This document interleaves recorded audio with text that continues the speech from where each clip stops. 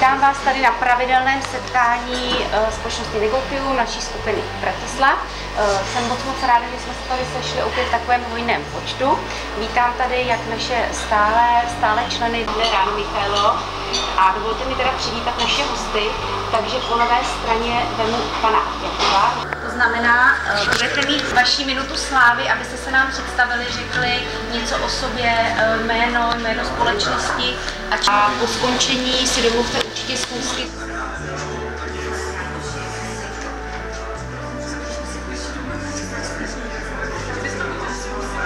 To, co fungovalo, funguje tam, tak jsem za pomoci Petra Challengera nastartoval v tomhle baráku networkingové seskupení, které se pojmenovali jsme ho společenský téma Negotium.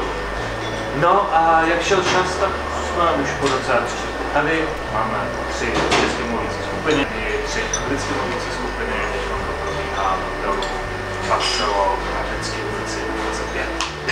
Někdo se nás ptá, čím se odlišujeme, my vždycky říkáme nahlas, že se odlišujeme v zásadě 3 věcma.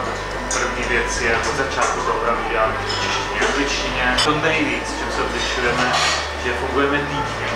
Každý týden tady v té místnosti se sejdeme. Členové mají samozřejmě možnost nejenom v té své skupině, kde garantujeme, že je jenom jeden reprezentant prodaného biznesu, ale samozřejmě jsou součástí Negotia.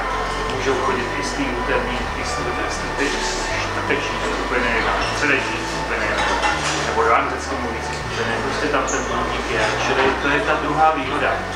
Negotium je čistě člené jako návštěvnící. Negotium se bude rozvíjet a bude směřovat tam vlastně do tedy.